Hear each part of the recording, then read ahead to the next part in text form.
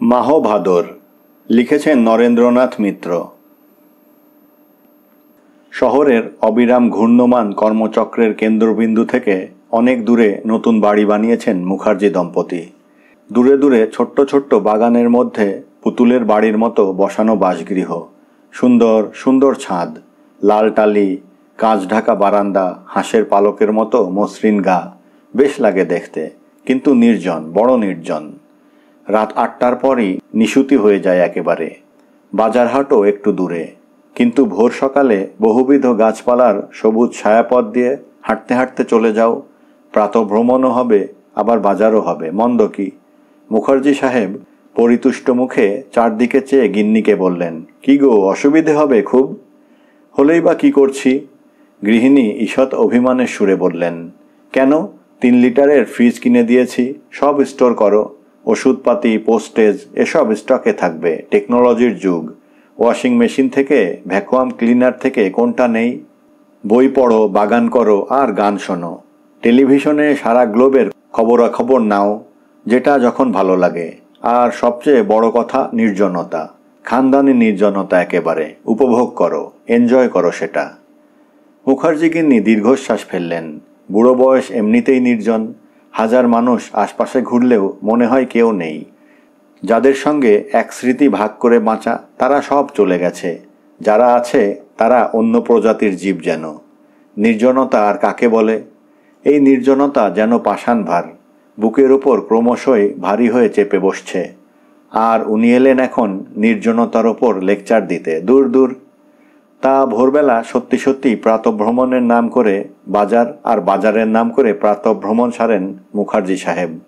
পরনে খাকি shorts, half হাতা মোটা সুতির ভেস্ট, পায়ে কেটস আর হাতে লাঠি। ঘুরতে ঘুরতে এক সময়ে চুরুটটা ধরিয়ে নেন। ফিরে এক পট চা নিয়ে দুজনে বসবেন। পাটশাক পেয়েছি আজ, কিংবা একেবারে ফ্রেশ পটল, বুঝলে? খয়রা মাছগুলো ঠিক খাবার আগে কড়কড়ে করে ভাজবে। এসব জিনিস তুমি শহরে পাবে না। সেখানে তুঁতে ভেজানো পটল, শাকে ইনসেকটিসাইডের গন্ধ, বুঝলে? নিঃশব্দে চা ঢালতে ঢালতে স্বামীর যাবতীয় কথা এক কান দিয়ে ঢুকিয়ে আর এক কান দিয়ে বের করে দেন মুখার্জি গিন্নি। 3 কাল গিয়ে 1 কালে ঠেকেছে। এখন পাট পাতা আর ফ্রেশ পটল নিয়ে আদিক্ষেতা ভালো লাগে না তার। টাটকা খয়রা মাছ, মাছের জন্যে তো তিনি মরে যাচ্ছিলেন কি না। চা খেয়ে বাগানে নেমে পড়েন সাহেব। খুপড়ি দিয়ে খোঁচাখুচি, এটা তুলে ফেলা, ওটা বসানো। ঝাড়ি কিনেছেন একটা। গাছে জল দিতে দিতে মুখ থেকে হাসির ছটা বেরোতে থাকে একেবারে। গিন্নি এই সময়ে খুটুর খুটুর করে গৃহকর্ম সম্পন্ন করেন। অল্প স্বল্প ফার্নিচার সব নরম কাপড় দিয়ে ঝকঝকে করে মোছেন। কাঁচগুলো খবরের কাগজের টুকরো জলে ভিজিয়ে পরিষ্কার করেন। উমি আসে, সে বাসন ধুয়ে ঘরদোর পরিষ্কার করতে থাকে। বলে, নতুন করে মোছামুছি আর কি করব দিদিমা, সব তো পরিষ্কারই আছে গো। থাকতো একটা কচি কাঁচা, তো হন্ডুল মন্ডুল করে দিত তোমার সব। তখন উমির কাজ বাড়ত। নেতা টানে আর আপন মনে বকবক করে যায় উমি। সতৃষ্ণ শ্রবণে শুনতে থাকেন মুখার্জি গিন্নি।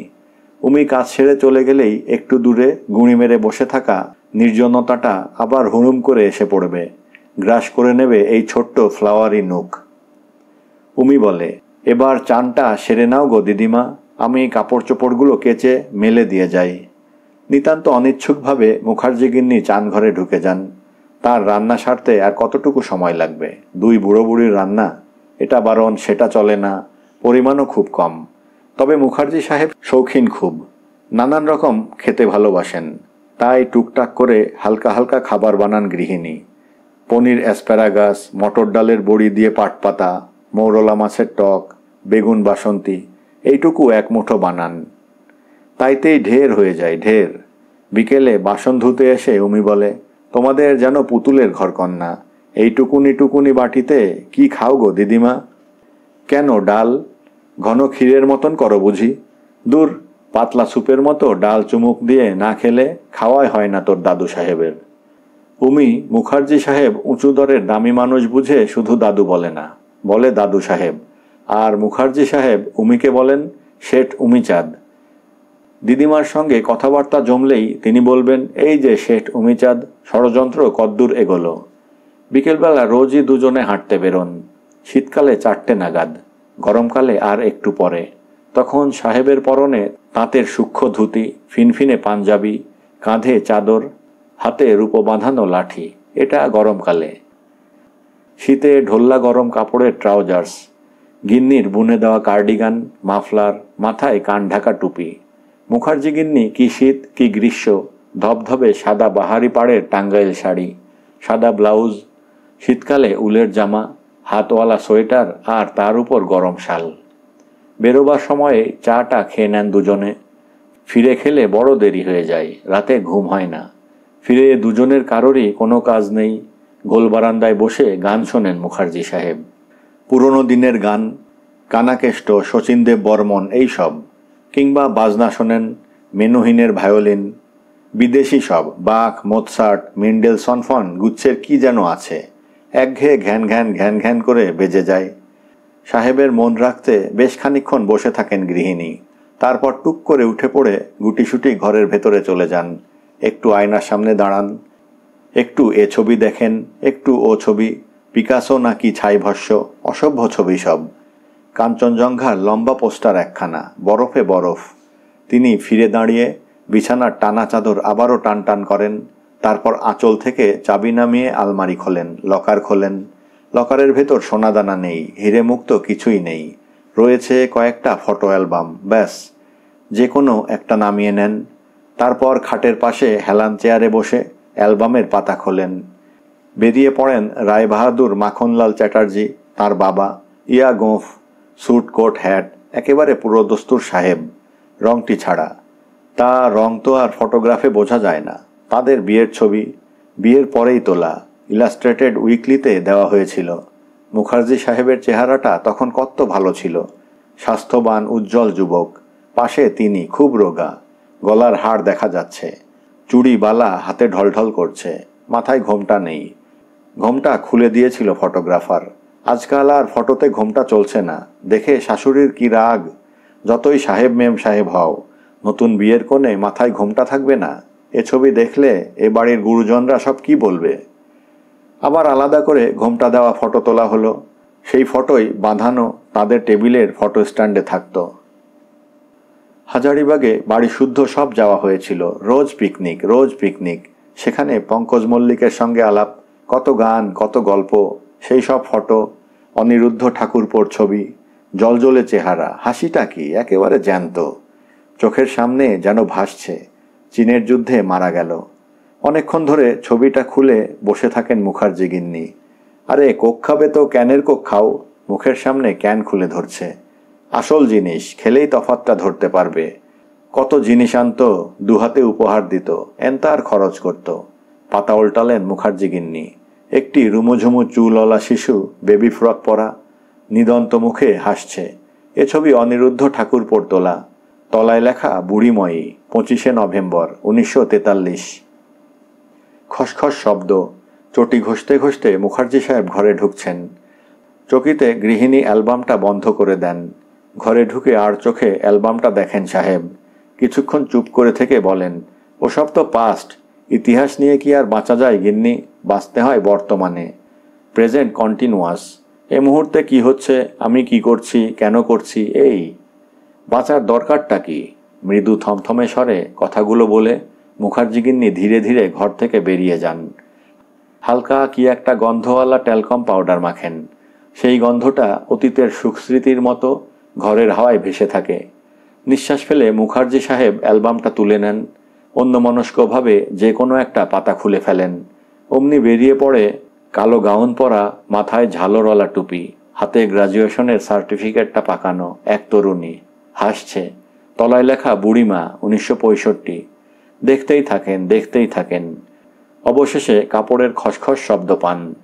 পিঠে ঝনাত করে চাবি ফেলার শব্দ। গিন্নি আসছেন।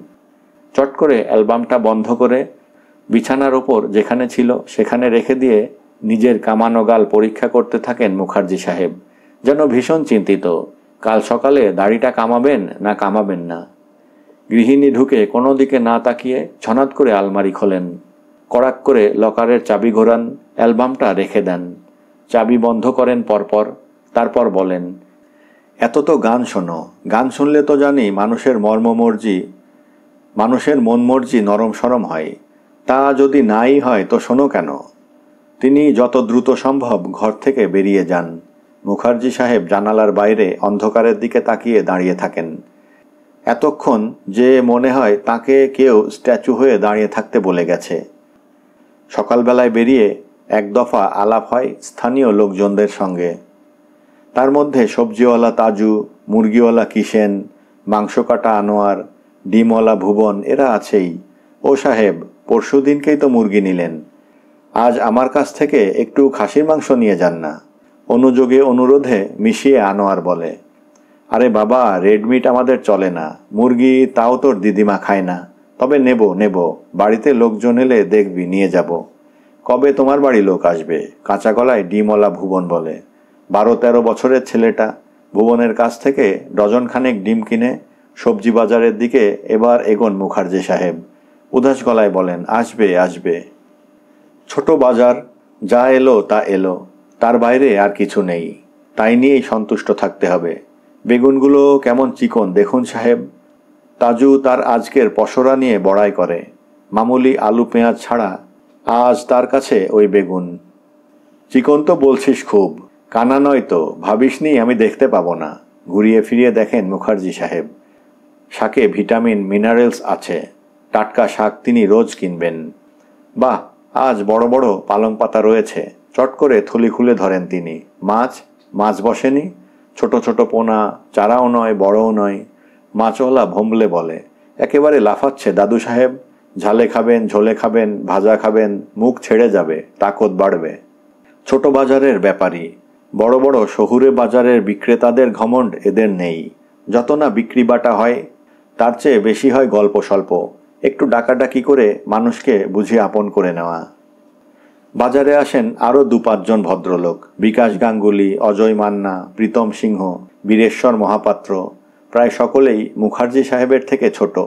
জিনিসপত্রের দর নিয়ে, শহরের ক্রমবর্ধমান দূষণ নিয়ে, সংস্কৃতির হাল নিয়ে আলোচনা হয়। তার থেকে ছোট হলেও দেখা যায় এরা তার সঙ্গে একমত হয়ে যাচ্ছেন। শহর থেকে দূরে হওয়া সত্ত্বেও এই জায়গায় বাস করতে এসেছেন দূষণমুক্ত হাওয়া, শব্দহীন দিনরাতের খোঁজে। বিকাশবাবু বলেন, আমি তো প্রায় বার্ড ওয়াচার হয়ে গেলাম মুখার্জিদা। এত রকমের যে পাখি আছে, তারা যে শুধু বইয়ের পাতায় থাকে না, বাস্তবেও নড়ে চড়ে উড়ে ডেকে বেড়ায়, তা আমার জানা ছিল না। অনেকেরই গাড়ি আছে, প্রীতম তো গাড়ি নিয়ে অফিস করে, ট্রাভেল এজেন্সি আছে তার, শহরে চলে যায় হুশ করে। একটা পার্ট টাইম ড্রাইভার পেলে মুখার্জি সাহেবও গাড়ি রাখতে পারেন, নইলে আজকাল আর গাড়ি চালাতে ঠিক ভরসা পান না। তা প্রীতম বলে, গাড়ি রাখবেন কেন আঙ্কেল, হররোজ তো দরকার হচ্ছে না, কোথাও যেতে হলে প্রীতম আছে, প্রীতমকে ডেকে নেবেন। তা এসব আলাপ মুখার্জি সাহেবের একার। আসল আলাপ সালাপ হয় বিকেলবেলা, সস্ত্রীক বেড়াতে যাবার সময়। তখন মিসেস বিকাশ, মিসেস ও মিস মহাপাত্র, মিসেস মান্না, তার দুরন্ত নাতি এরাও বেরিয়ে পড়েন। মিসেস বিকাশ একদিন বললেন, ছেলে মেয়ে সব বিদেশে, বাইরে বুঝি বৌদি? মুখার্জি গিন্নি কিছু উত্তর দেবার আগেই সাহেব বললেন, না নেই, আমাদের নেই অনিমা, দুর্ভাগ্য। পরে বিকাশবাবু বাড়িতে এসে গৃহিণী অনিমাকে ভীষণ বকাঝকা করেন। শহর ছেড়ে এসেছ বলে কি সভ্যতা ভব্যতার অভ্যেসগুলোও সেখানে রেখে এসেছ? সেই এক মেয়েলি কৌতূহল, ছেলেপিলে কটি। আমার দিদিমা ঠাকুমাকেও বলতে শুনেছি, মা মাসিদেরও বলতে শুনেছি, আর আমার ডবল এম এ গিন্নিকে বলতে শুনছি, ছি। অনিমা ডবল এম এ মানুষ, মোটেই বকাবকি মেনে নেন না। ঝাঁঝালো গলায় বলেন, শহুরে সভ্যতার মুখোশ জীবনভর বয়ে বেড়াবে তো তুমিই বেড়াও। আমি মানুষ, মুখোশ নই, বুঝলে? মানুষই মানুষকে এসব প্রশ্ন জিজ্ঞেস করাকরি করে, পরস্পরকে জানতে। মেয়েলি কৌতূহলেও নয়, আর কাউকে অপদস্থ করতেও নয়। তা সে যাই হোক, বকুনিটা অনিমা গাঙ্গুলির উপর দিয়ে গেলেও দরকারি খবরটা সবারই জানা হয়ে গেল। মান্নাদের, মহাপাত্রদের, সিংদের, আরও আয়েঙ্গার, সেনগুপ্ত, রায়চৌধুরী, যে যেখানে ছিল সববার। অরিন্দম মুখার্জি সেন্ট্রাল গভর্নমেন্টের বড় চাকুরে। রিটায়ার্ড হবার পরও প্রাইভেট একটা কোম্পানির সঙ্গে যুক্ত ছিলেন অনেক দিন। ধনশালী লোক। স্ত্রীটি সেকালের গ্র্যাজুয়েট হলেও অতি ভালো মানুষ। এদের নেই, নিঃসন্তান। অনিল সেনগুপ্ত বলেন, এ নিয়ে তোমরা এত খেদ করছো কেন? আমার মাথায় আসছে না ভায়া, আমাদের অনেকেরই তো আছে। আমার তো 70-এর মুখে ছাই দিয়ে 5টি, বড় বস্টনে, মেজো অস্ট্রেলিয়ায়, সেজো বোম্বাই, বড় মেয়ে ডেড অ্যান্ড গন, ছোটটি কানেকটিকাট, তা হরে দরে তো সেই একই হলো নাকি? যাহা 5 তাহা 0, কেমন কিনা? এই অনিল সেনগুপ্তের বাড়ি নিমন্ত্রণ রাখতে গিয়েই সুরাহাটা হলো। অনিলের স্ত্রী শাহানার ছায়ার মতো ঘোরে, একটা রোমশ বেঁটে ভুটিয়া কুকুর পুটপুটি, কালো পুঁতির মতো চোখ, হালকা খয়েরি রঙের লোমের ক্লোকটি পরে সে সারা বাড়ি ঘুরে বেড়ায়, আর ছোট্ট একটি নাতিপুতির মতো শাহানার আঁচল কামড়ে থাকে। লোকজন এলে কিছু দূরে চলে যায় এবং থাবায় মুখ রেখে পিটপিট করে চেয়ে চেয়ে দেখতে থাকে। একটুও হিংসে বিদ্বেষের লক্ষণ নেই। অভ্যাগতরা যতক্ষণ থাকবেন সে এই রকম সভ্যভব্য হয়ে থাকতে থাকতে একসময় ঘুমিয়ে পড়বে এবং তারা চলে গেলেই গোলাপি জিভ বার করে বিশাল হাই তুলে আবার সকর্মক হবে। শাহানাই পরামর্শটা দিলেন, আচ্ছা দাদা, আপনারা তো থাকেন এক টেরে, একটা কুকুর পুষুন না। কুকুর যে কি ভালো সঙ্গী, কুকুরের স্নেহ, মমতা, বিশ্বস্ততা, এসব যে কি দুর্লভ গুণ, যারা কুকুর না রেখেছে তারা বুঝতে পারবে না। আপনাদের কখনো কুকুর ছিল না? মিসেস মুখার্জি বললেন, না শাহানা, কুকুর আমার বরাবর কেমন ভয়, ঘেন্নাও বলতে পারো, কখনো পুষিনি। মুখার্জিদা আপনি? আরে আমার তো ভালো লাগে, কিন্তু এসব ব্যাপারে গিন্নির ইচ্ছায় কর্ম, বুঝলে কিনা? শাহানা বললেন, ওসব বললে শুনছি না, কুকুর আপনাদের একটা কিনিয়ে দেবই, পরে আমাকে আশীর্বাদ করবেন। সেই হাজরা রোডে জহর দাসের বাড়িতে আসা অনিল সেনগুপ্তর অ্যাম্বাসাডর চড়ে বেল বাজাতেই ভেতর থেকে ভৌ ভৌ, ঘাউ ঘাউ, কৌ কৌ সারমেয়দের অর্কেস্ট্রা। দোতলার জানালায় জানালায় কৌতূহলী সারমেয়কুল ভিড় করে দাঁড়িয়েছে। একজন আবার মুখ ঝুঁকিয়ে দিয়েছে, তার নোয়ানো বিঘত পরিমাণ ব্রাউন রঙের কান ঝুলছে। দেখে শুনে মিসেস মুখার্জি বললেন, বাপ রে।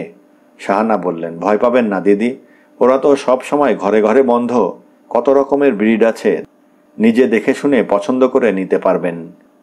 জহর দাস এবং তার স্ত্রী পুতুল তখন সাদা সাদা অ্যাপ্রন পরে সদ্যজাত কুকুর শাবকদের পরিচর্যা করছিল। সে এক এলাহি ব্যাপার। এক একটা বড় বড় লোহার ক্রিবে মা কুকুর তার ছানাদের নিয়ে সগর্বে বসে আছে, চারদিকে এমন করে তাকাচ্ছে যেন অমন কাজটি ভূভারতে আর কেউ কোশমিনকালেও করেননি। ওদের দেখে জহর দাস শ্রীমতী পুতুলের হাতে সব কিছু ছেড়ে তাদের সঙ্গে চলে গেলেন। কীরকম কুকুর চান, পেট টাইপ না প্রহরী কুকুর? চোর ডাকাত তাড়াবে, বদলোক ঢুকতে দেবে না, কী রকম? 2-3 মাসের অ্যালসেশিয়ান বাচ্চা দেখালেন। এর আসল নাম জার্মান শেফার্ড ডগ, বুঝলেন, সবচেয়ে পপুলার এখন। ট্রেনিং দিন, দুর্দান্ত পুলিশ ডগ হয়ে দাঁড়াবে। ভালোবাসুন, খেলা করুন, সঙ্গে নিয়ে বেড়াতে বেরোন, একেবারে বিশ্বস্ত, নির্ভরযোগ্য বন্ধু। বাচ্চাটাকে তো বেশ সুন্দর দেখাচ্ছে, বড় হলে কী রকম দাঁড়াবে বলুন তো? একটা ঘরের দরজা খুললেন জহরবাবু। একটা উঁচু লম্বা ভারী কুকুর দৌড়তে দৌড়তে এগিয়ে এলো। কিছু করল না, খালি মুখ নিচু করে আগন্তুকদের শুঁকতে লাগলো। এই রকমটা দাঁড়াবে, এটাই বাবা বাচ্চাটার, 67-68 পাউন্ডের মতো ওজন হবে। ওরে বাবা, মুখার্জি গিন্নি বলে উঠলেন, অ্যালসেশিয়ান আমি কোনোদিনও 2 চোখে দেখতে পারি না, নেকড়ের মতো, কেমন হিংস্র দেখতে, তার ওপর অত ওজন, আমি সামলাতে পারবো না বাপু। জহরদাস হেসে বললেন, আপনি যদি বাচ্চা কাচ্চার মতো নিয়ে আদর করে আনন্দ পেতে চান, আবার এও চান বাড়িতে ইঁদুর আরশোলা বেড়াল না থাকুক, যদি চান চোর ডাকাত এলে লড়াই করতে না পারুক, অন্তত পক্ষে ডেকে আপনাকে জাগিয়ে দেবে, তাহলে আপনার জন্যে আইডিয়াল কুকুর হবে মাসিমা আইরিশ টেরিয়ার। সঠিক নামটা হবে গ্লেন অব ইমান টেরিয়ার। খুব রেয়ার ডগ, মানে আমাদের এখানে। টেরিয়ার আমার কাছে 2টো বাচ্চা এসেছে, একটা রাজ্যপালের জন্যে, তাঁর এডিকং নিয়ে গেছেন, আর একটা আছে, আপনাকে দেখাচ্ছি। নীলচে ছাই ছাই রঙের একটা ছোট্ট গোল্লা মতন দেখালেন জহরবাবু। বললেন, পেট ডগ, বিশেষ করে যেগুলো টয় টাইপ সেগুলো খুব লোমশ হয়। টিবেটান অ্যাপসো, কিটেরিয়ার, west highland terrier, Pekingese, Pomeranian, spitz, লোম নিয়ে উস্তম খুস্তম হয়ে যাবেন। এটারও লোম আছে, নেড়া টাইপের কুকুর মোটেই নয়, অথচ ম্যানেজেবল, ভীষণ মজাদার, কেজো কুকুর। এটাকে মানুষ করতে আপনার কোনো অসুবিধে হবে না, ভালোবেসে ফেলবেন, বড্ড ভালোবাসবেন। বীজ কিন্তু বীজ ভালো বলেই বেতের টুকরি শুদ্ধ নরম স্পঞ্জের গদিতে উলের বলটি তুলে নিলেন মুখার্জি গিন্নি। শাহানা বললেন, আমাদের পুটপুটিটার সঙ্গে মিলবে ভালো, ওটাও বীজ, খেলবে এখন দুজনে খুব। ছাপানো কুকুর পালন বিধি নিয়ে ফিরে এলেন মুখার্জি দম্পতি। ফ্লাওয়ারি নুকের ফ্লাওয়ারগুলি আছে ঠিকই, কিন্তু নুকটি এখন ঝুপলির হয়ে গেছে। ঝুপলি সেই নীলচে ছাই রঙের গোল্লাটা, পেট উল্টে বোতলের দুধ খায়। ছোট বাচ্চাদের মতো সামনের 2 থাবা দিয়ে বোতল আঁকড়েও ধরে কখনো কখনো। মোটা তুলোর বিছানায় বেতের দোলনায় শোয়ানো হয় তাকে। পিচপিচ করে হিসি করে বড় কম্ম করে। সেখানটার তুলোটুকু ছিঁড়ে ফেলে দেওয়া হয়। ঝুপলির উন্নতি হয়। ঝুপলি নিজের কট থেকে ঝাঁপিয়ে নামে, লুটোপুটি খায়, খাটের পায়া কামড়ে ধরে। নিউ মার্কেট থেকে তার জন্যে টিদিং রিং আনা হয়, ডগ বিস্কিট আসে, খেলবার জন্যে বল আসে, ছোট বড় খেলনা আসে। ঝুপলিকে কোলে নিয়ে মুখার্জি মা বসেন চোখ বুজিয়ে। মুখার্জি বাবা পা চেপে ধরেন। প্যাট করে ইঞ্জেকশন ফোটানো হয়। পাউডার, সাবান, বুরুশ, চিরুনি 2-3 রকম, অ্যান্টিসেপটিক, বরিক তুলো, পেরক্সাইড ভিনিগার। ক্রমশ নীলচে ছাই লোমে ছেয়ে যায় শরীর, মুখ। তার মধ্যে থেকে থ্যাবড়া কালো নাকটা বেরিয়ে আসে। বোকার মতন কুতকুতে চোখ, মেটে লোমশ, খাড়া ল্যাজ নড়ে। মুখার্জি সাহেব তাকে সপাটে ওপরে ছুঁড়ে দেন, লুফে নেন, আবার ছুঁড়ে দেন। রই রই করে ছুটে আসেন গিন্নি। কি করছো, কি করছো? তোমার বদভ্যাস কি কখনো যাবে না? অত উঁচু থেকে পড়ে গেলে মানুষ বাঁচে? প্রতিমা দেবী, এটা মানুষের বাচ্চা নয়। ঝুপলিকে লুফে নিতে নিতে মুখার্জি সাহেব বলেন, আর মানুষ বাচ্চাদেরও এমনি করে লোফালোফি করতে হয়, নার্ভ স্ট্রং করবার জন্যে। কুকুরের তো কথাই নেই। সব সময়ে অত কুকুর কুকুর করবে না তো। কুকুর বলে কি মানুষ নয়। সযত্নে ঝুপলিকে কোলে তুলে প্রতিমা দেবী বেরিয়ে যান। মুখার্জি সাহেব ভারী মজা পেয়ে হাসতে থাকেন। কুকুর বলে কি মানুষ নয়? সত্যিই তো, কুকুর বলে কি এটা মানুষ নয় নাকি?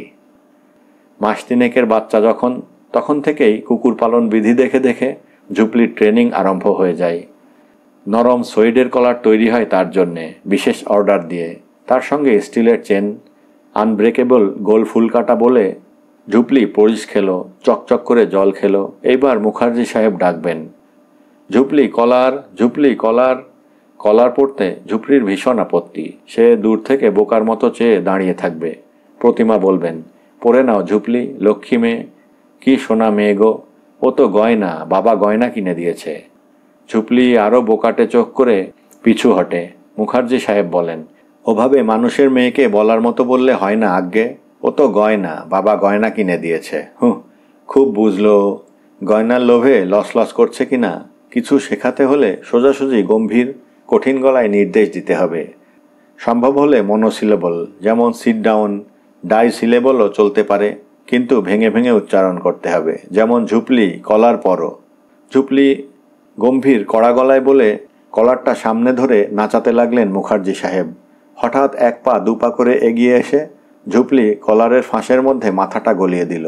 ইতিউতি তাকাচ্ছে, ঠিক করেছে কিনা বুঝতে পারছে না এখনো। মাথায় কিচ্ছু নেই।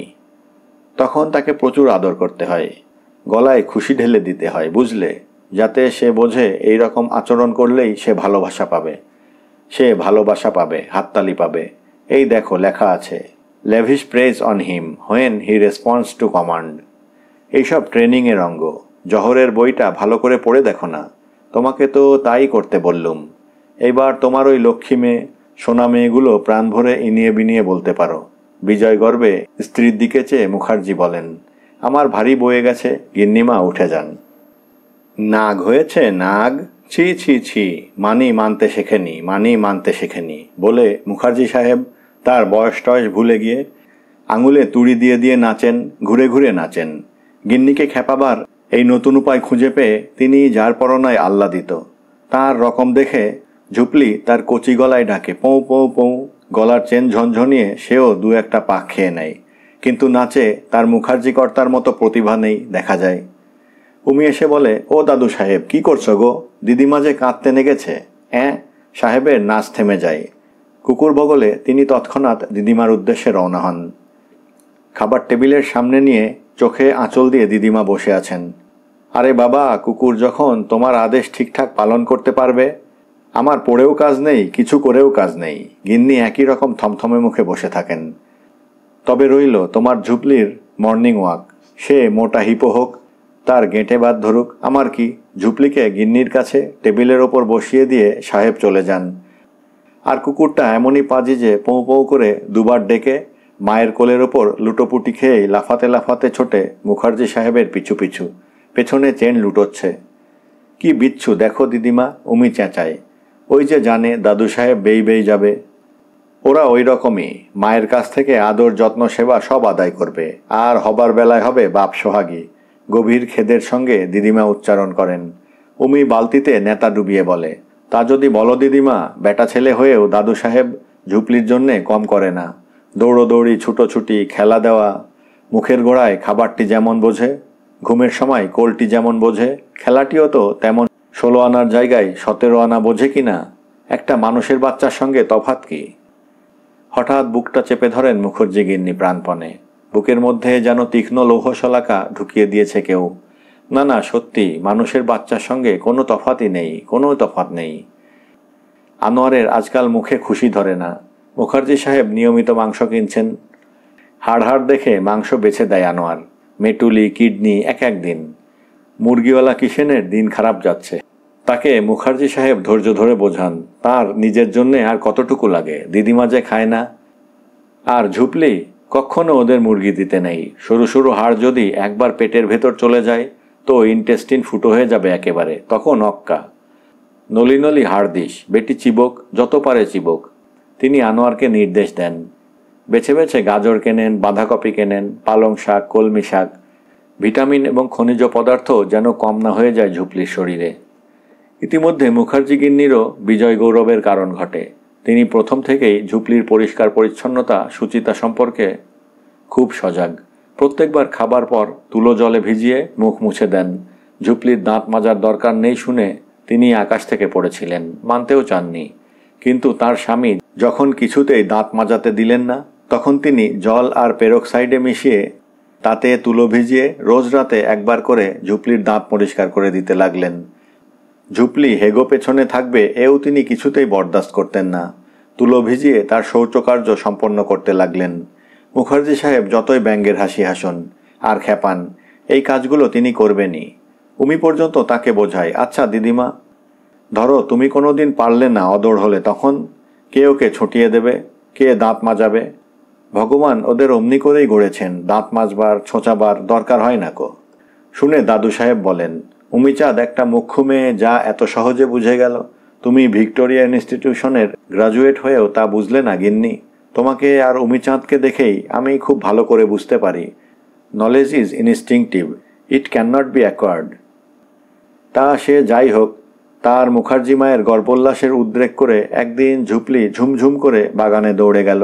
ঝুপলি কোথায় গেল, ঝুপলি কোথায় গেল? দেখা গেল ঝুপলি বাগানের মাটি খুঁড়ে খুঁড়ে সযত্নে তার পটি বাইরে চাপা দিচ্ছে। দেখেছো কীরকম ট্রেনিং? কাজটা যে খারাপ, জিনিসটা যে নোংরা, ও ঠিক তা বুঝতে পেরেছে। মুখার্জি গিন্নি বলে ওঠেন, রে করে ওঠেন মুখার্জি কর্তা। জিনিসটা নোংরা না হয় স্বীকার করছি প্রতিমা, যদিও জিনিসটা আমরা প্রত্যেকে দেহের ভেতরে বইছি, কিন্তু কাজটা খারাপ মানে? কাজটা তাহলে না করাই ভালো বলছো? ঠিক আছে উমিচাঁদ, তোকে ভার দিয়ে রাখলুম, পাহারা দিবি, কাল থেকে তোর দাদিমা যেন খারাপ কাজটা না করে। উমি হিহি করে হাসতে থাকে। প্রতিমা বলেন, বুড়ো যে হয়েছ সেটা অসভ্য কথা শুনলেই বোঝা যায়। যার যত বয়স তার তত অসভ্য মুখ। এর মধ্যেই আবার ছোট্ট একটু অপ্রীতিকর ঘটনাও ঘটে গেল। সাহানা সেনগুপ্তদের কুকুর পুটপুটি আর প্রতিমা মুখার্জিদের ঝুপলি বিকেলের দিকে একই সঙ্গে বেড়াতে যায়।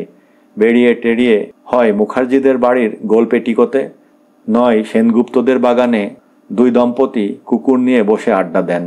এই সময়টা কুকুরদের চেন, কলার সব কিছু খুলে নেওয়া হয়। কলারটা খুলে সযত্নে গলাটা ক্রিম দিয়ে তবে ঝুপলিকে ছেড়ে দেন মুখার্জি সাহেব। দুটো কুকুরে মিলে কৌ কৌ পৌ পৌ করে লুটোপুটি খায়, এ ওর পিছনে দৌড়ই। একদিন দেখা গেল ঝুপলি তীর বেগে দৌড়াচ্ছে। কি না, একটা ধেড়ে ইঁদুর। দেখা দেখি পুটপুটিও দৌড়লো, কিন্তু ঝুপলি একটা টেরিয়ার, তার ভেতরের জিন তাকে ইঁদুর ভোদর শিকার করতে শিখিয়ে দেয়। অপরপক্ষে পুটপুটি একটা চূড়ান্ত অলস এবং সুখী কুকুর, দিবারাত্র পাখার তলায় শুয়ে হ্যাঁ হ্যাঁ করে আর থাবা পেতে ঘুমোয়। সুতরাং অবিলম্বে ঝুপলি ইঁদুর ধরে আছড়ে মেরে ফেলে। মুখার্জি সাহেব মন্তব্য করেন, দেখো সাহানা, পুটপুটির মা বিদ্যেই ঝুপলির মায়ের থেকে বড় হতে পারে। ঝুপলি কিন্তু পুটপুটিকে অনায়াসে হারিয়ে দিয়েছে। ইতিমধ্যে ঝুপলি তার জীবনের প্রথম শিকারকে পরম পরিতোষ সহকারে খেতে শুরু করেছে এবং প্রতিমা চেঁচিয়ে উঠেছেন, ম্যাগো ঝুপলি, এই ঝুপলি। তুই কি খেতে পাস না যে ওইসব নোংরা? ছি ছি, ঝুপলি খায় না, না না। ঝুপলি ভেবলে গিয়ে একবার মুখ তুলে মা বাবার দিকে তাকালো। কেন যে মা তাকে বাহবা দেওয়ার পরই হঠাৎ এমন কঠোর হয়ে গেছে তা সে বুঝতে পারল না, এবং না পেরে ইঁদুরটিকে চেটেপুটে খেয়ে নিল। পুটপুটি তখন অনেক দূরে বসে পিটপিট করে দেখছে। শাহানা বললেন, ঠিকই বলেছেন মুখার্জিদা, কিন্তু কে যে বেশি খানদানি সেটাও স্পষ্ট বোঝা হয়ে গেল। একজন ইঁদুর খায়, আরেকজন ছুঁয়েও দেখে না। ঠাট্টার সুরেই বললেন শাহানা। কিন্তু পরে দুই দম্পতি যে যার বাড়িতে একা হলে এ নিয়ে বেশ মনোমালিন্য হলো। প্রতিমা বললেন, আজেবাজে জিনিস খাবার ঝোঁকটা ঝুপলি তার বাবা অর্থাৎ মুখার্জি সাহেবের থেকে পেয়েছে। তিনি যে অত শুদ্ধতা বাজবিচার মেনে চলেন সে কি এমনি এমনি? আর শাহানা কোন মুখে খানদানের কথা উচ্চারণ করে? পুটপুটিকে ওরা দার্জিলিংয়ে এক ভুটিয়ার কাছ থেকে কিনেছিল 20 না 25 টাকা দিয়ে। আর ঝুপলি, জহরদাস তো বিগত 3 পুরুষের হিসেব দিয়ে দিল ঝুপলির। ঝুপলির ভাই তো রাজ্যপালের ঘরে মানুষ হচ্ছে, আইরিশ টেরিয়ার, পাওয়াই যায় না এদেশে। তবে ওদিকে সেনগুপ্তদের বাড়িতে শাহানা বললেন, MA BT করা যে এত দোষের সেটা তো এই প্রথম জানলাম। অনিল সেনগুপ্ত বললেন, আরে ছাড়ো তো তোমাদের মেয়েলি কুটকাচালি। শাহানা তখন রাগ করে বললেন, ঠেস দেওয়া কথাটা কিন্তু কোনো মেয়ে বলেননি, একজন পুরুষই বলেছেন, এবং তার 70-এর যথেষ্ট উপরে বয়স, 75 তো হবেই। পেডিগ্রি ডগ কিনে অহংকারে একেবারে মটমট করছেন। আরে বাবা, পরামর্শটা কে দিল? কিনিয়ে এটা দিল কে? ঝুপলি কিন্তু সেনগুপ্ত পরিবারেরও খুব নেটিপেটি। প্রথম ইঁদুরটি মারার পর থেকে সে নিজেদের বাড়িতে তো বটেই, সেনগুপ্তদের বাড়িতেও ইঁদুর মারতে যায়, যদিও আর খায় না। ইঁদুরের স্বাদ নাকি তার ভালো লাগেনি। একতলা বাংলো বাড়ি, ইঁদুর ছুঁচোর উপদ্রব আছেই। উপদ্রব থাকলে শাহানাই বলেন, ঝুপলিকে ডাকো তো, ইনি তো একটি কম্মের ঢিপি। এই নিন্দাবাদ শুনে পুটপুটি তার ক্লোকের মধ্যে আরও সেঁধিয়ে যায়। অন্তত শাহানার তাই ধারণা। কিন্তু লজ্জা পেলে কি হবে? আরাম, ঘুম এ সমস্ত ছাড়বার কোনো লক্ষণই সে দেখায় না। শাহানা বলেন, বেহায়া তো, অপমান হজম করবে তবু গতন নাড়াবে না। সেবার পুজোয় বিজয়ের সময় ভারী মজাই হলো। বিজয়া দশমীটাই একমাত্র উপলক্ষ যখন মুখার্জিদের বাড়িতে প্রচুর জনসমাগম হয়। সব বাড়িতেই হয়, মুখার্জিদের বাড়ি একটু বেশি। একাদশী থেকে কালী পুজো পর্যন্ত চলে। তা এই রকম একটা দল সেবার বোধহয় প্রথম এসেছে। আশেপাশে জিজ্ঞেস করছে বাড়ির নম্বর বলে। এদিকে পরিকল্পিত পল্লী যেমন হয়, একই রকমের রাস্তা, বাড়িগুলোও মোটামুটি একই ধাঁচের। কিছুতেই ঠিকানা খুঁজে পাচ্ছে না দলটি। অবশেষে একটি বালক বলল, ও ঝুপলিদের বাড়ি? ওই তো ডান দিকে গিয়ে বাঁ দিকে ঘুরেই দুটো বাড়ি পড়ে। এরা মুখার্জিদের মাসিমা মেসোমশাই ডাকেন। বাড়ি খুঁজে আসা হলো, খাওয়া দাওয়া আড্ডা সব হলো। শেষে ইতস্তত করে বললেন, মেসোমশাই কি কোনো বাচ্চা পোষ্য টোষ্য নিয়েছেন নাকি? কেন বলো তো? না, ওইদিকে একটি ছোট ছেলে বলল কি না ঝুপলিদের বাড়ি। ঝুপলি তখন গ্যাঁট হয়ে তার মায়ের কোলে বসে কুতকুত করে অভ্যাগতদের দেখছে, এত বোকার মতো যে দেখলেই হাসি পাবে। মুখার্জি সাহেব তাকে দেখিয়ে হেসে বললেন, পোষ্যই বটে, এই যে ইনি সেই ঝুপলি ঠাকুরুন, যার নাকি এই বাড়ি। সাত করে নাম রেখেছিলাম ফ্লাওয়ারি নুক। ফ্লাওয়ার্সও মন্দ ফোটায়নি। 3 রঙের জিনিয়া, কলাবতী, রাজ্যের দোপাটি, জবা, লাল, সাদা গোলাপ। কিন্তু হলে কি হবে, বাড়ি এখন ঝুপলিজ নুক হয়ে গেছে। একেই বলে ফোকটেল, বুঝলে হে প্রকাশ, আর একেই বলে কপাল। এভাবেই চলছিল ভালোই। বছর বছর ঝুপলির জন্মদিনে পার্টি হয়। সবাই মিলে নানা রকম মুখরোচক খাবার ধ্বংস করতে করতে আড্ডা জমে। কিন্তু একদিন প্রতিমা অত্যন্ত অসময়ে অস্বাভাবিক বেগে ছুটে গেলেন শাহানার বাড়ি। দুজনে মিলে ফিসফিস করে কি কথা হলো। শেষে শাহানা বললেন, অত ভাবছেন কেন বলুন তো? ওরা জানোয়ার, নিজেদেরটা নিজেরা বুঝবে। ওর জন্য কি এখন আপনি স্যানিটারি ন্যাপকিনের খোঁজে যাবেন নাকি? কি লজ্জা, কি নোংরা! 5 জন কোথায় পেলেন দিদি? বাড়িতে তো পুরুষ বলতে একা আপনার উনি। মুখার্জিদার সঙ্গে এতদিন ঘর করলেন, সে কি লুকোচুরি খেলে? তোমার যেমন কথা। প্রতিমা মুখার্জির ভাঁজ পড়া মুখ লাল হয়ে গেল। তবে নিজেই তো দেখে শুনে বীজ নিলেন, তখন ভাবেননি যে ইয়ে হবে? না, সত্যিই ভাবেননি প্রতিমা। কেন নিয়েছিলেন? কেন স্ত্রী জানোয়ারের প্রতি এই পক্ষপাতিত্ব? কেন? জহরদাস যখন বলল বীজ, কিন্তু তিনি তো আর 5টা দেখতেও চাননি, একেই তুলে নিয়েছিলেন। রুমুঝুমু চুল, পশমের গোল্লার মতো, যেন নীলচে ছাই রঙের ফারকোট পরে আছে। কাশ্মীর থেকে কিনেছিলেন এটা, ছোট্ট ফারকোট, সাদা জুতো, বকলস দেওয়া। বড় হয়েও যখন বিয়ে পাশ করে MA পড়ছে, সে তখনও অমনি ছোট্টখাট্ট, মিষ্টি, কোঁকড়া পিঠ ছড়ানো চুল। বুকের ভেতর থেকে ডাকটা পাথর ঠেলে বেরিয়ে পড়ছে, বুড়ি, বুড়িমা। প্রতিমা প্রাণপণে চাপবার চেষ্টা করেন। মুখ চোখ সে চেষ্টায় একবার লাল, তারপরে ফ্যাকাশে হয়ে যায়, যেন পাথর গিলছেন। চোখে অন্ধকার। শাহানা বলেন, কি হলো দিদি, শরীরটা হঠাৎ খারাপ লাগছে নাকি? আর শরীরেরই বা কি দোষ, যা গরম পড়েছে। কথায় বলে ভাদুরে গুমট। শাহানা ঠান্ডা জল আনেন, কপালে বরফ বুলিয়ে দেন। সামলে উঠে আস্তে আস্তে বাড়ি ফিরে আসেন প্রতিমা। ঘেউ ঘেউ ঘেউ। রাস্তায় কতকগুলো নেড়ি কুত্তা তাঁর পিছু নেয়। দূর দূর। প্রতিমা কোনো মতে বাড়ি ফিরে আসেন। বাড়ির গেটের কাছে এসে নেড়ি কুত্তাগুলো দ্বিগুণ জোরে ডাকতে থাকে, ঘেউ ঘেউ ঘেউ। আমর মোলো যা। উমি বাগান থেকে ঢিল কুড়িয়ে নিয়ে মারে, দূর দূর দূর। যায় না নেড়িগুলো। যদি বা অন্যগুলো যায়, একটা কিছুতেই যায় না। গেরুয়া আর কালো মেশানো রং, বেশ হৃষ্টপুষ্ট, পাত কুড়ানো খেয়েও। গেট টপকাবার চেষ্টা করে, ডাকতে থাকে, ঘেউ ঘেউ ঘেউ।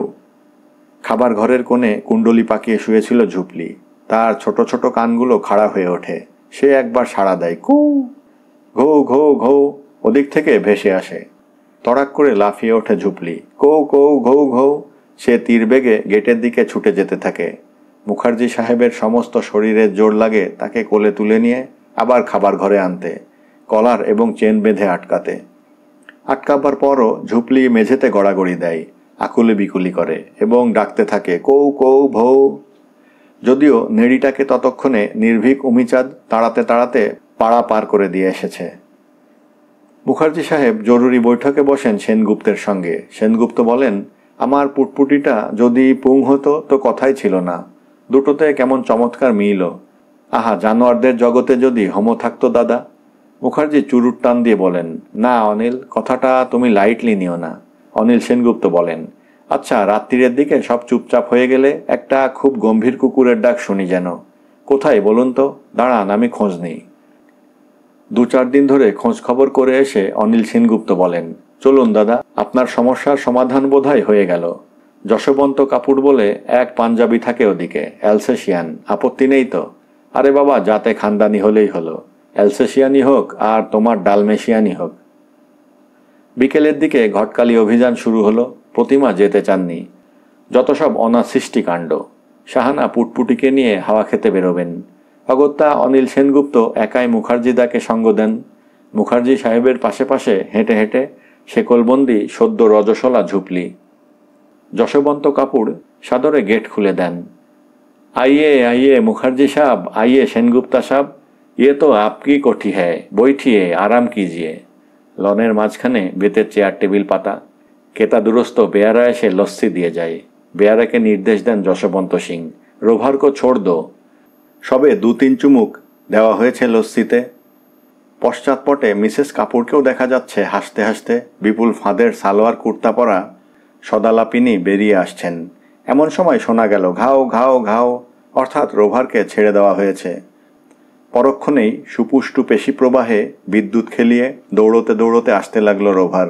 রোভার তো রোভারই, বালি বালি রঙের মাজা শরীরটি, 2 কানের মাঝখানটা কালো, নাক মুখও কালো, ঝকঝকে বলিষ্ঠ অভিজাত মধ্যযুগের বীর যোদ্ধাদের মতো কুকুর রোভার। জামাই করতে হয়তো এই রকম। বাতাসে নাক তুলে কি যেন শুকলো। তারপর ঝড়ের বেগে ঝুপলির দিকে দৌড়ে আসতে লাগলো রোভার এবং সঙ্গে সঙ্গে মুখার্জি বাবার হাতের শেকল হ্যাঁচকাটানে খুলে টেবিলের ওপর লস্যির গেলাস উল্টিয়ে ঝুপলি তার লোমটোম খাড়া করে দিল বোঁ দৌড়। দৌড় দৌড় দৌড়। একেবারে এ গলি পেরিয়ে সে গলি পেরিয়ে সে বাড়ি টপকিয়ে সে ফ্লাওয়ারি নুকে হাজির। মুখার্জি মার কোলের ভেতর ঢুকে তবে নিশ্চিন্ত। লনে লস্যির প্লাবন বইছে। 2খানা গ্লাস ভেঙে চৌচির হয়ে গেছে। মুখার্জি সাহেব উঠে দাঁড়িয়ে ক্ষমা প্রার্থনা করলেন বারবার। ইসমে আপকা ক্যা কসুর হ্যাঁ জি? যশবন্ত কাপুর মজা পেয়ে হাসতে লাগলেন। গম্ভীর মুখে বাড়ি ফিরে এলেন মুখার্জি বাবা, সেনগুপ্ত কাকা। বাড়ি ফিরতে শাহানা জিজ্ঞেস করলেন, কি হলো?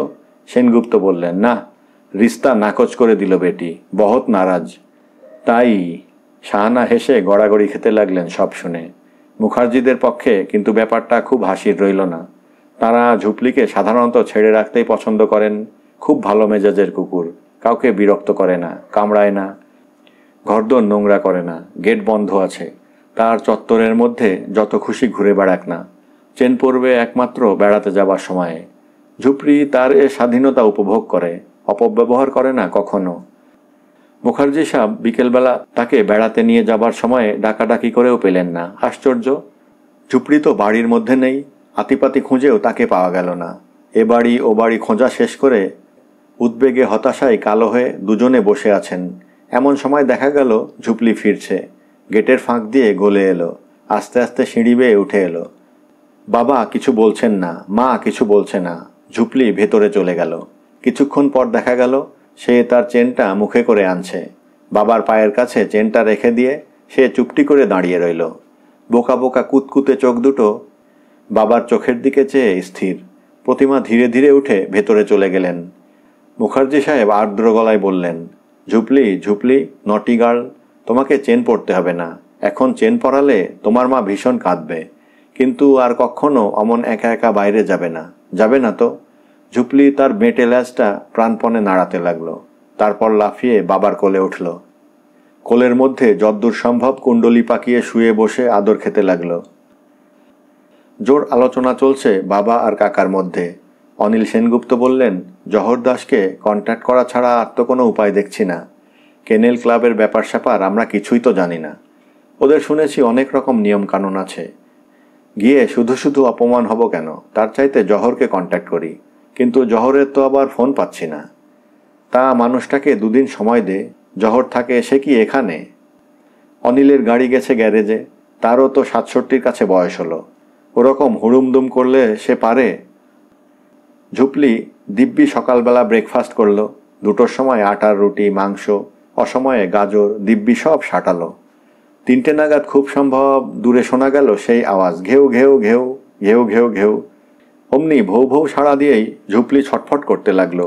মুখার্জি সাহেব রকম দেখে তাকে বেঁধে রাখলেন।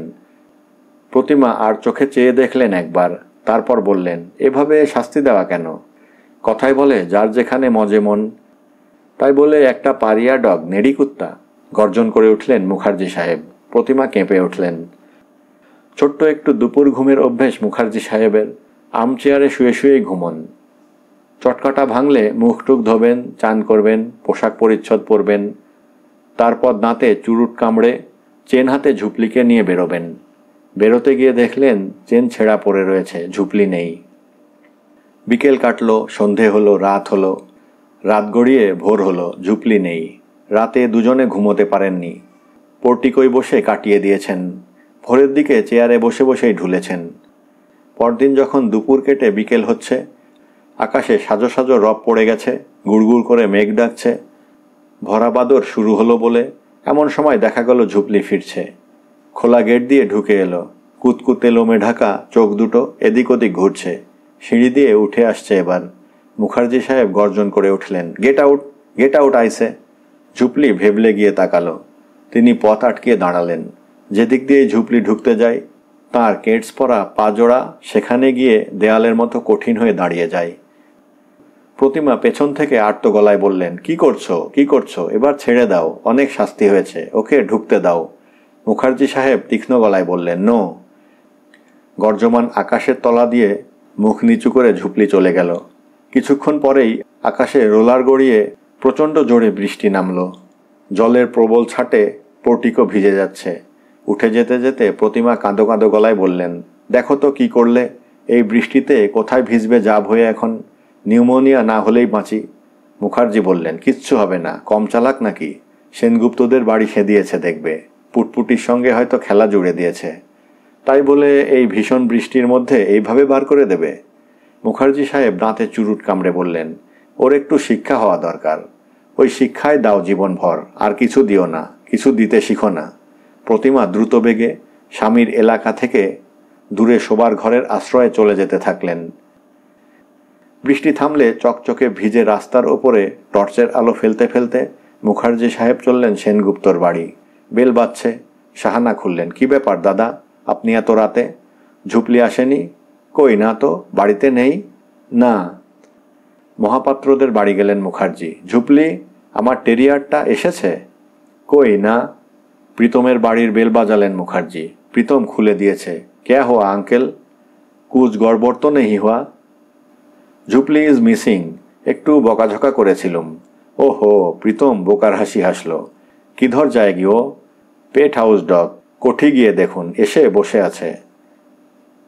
কোঠি চলে এলেন মুখার্জি। উমি খুলে দিল।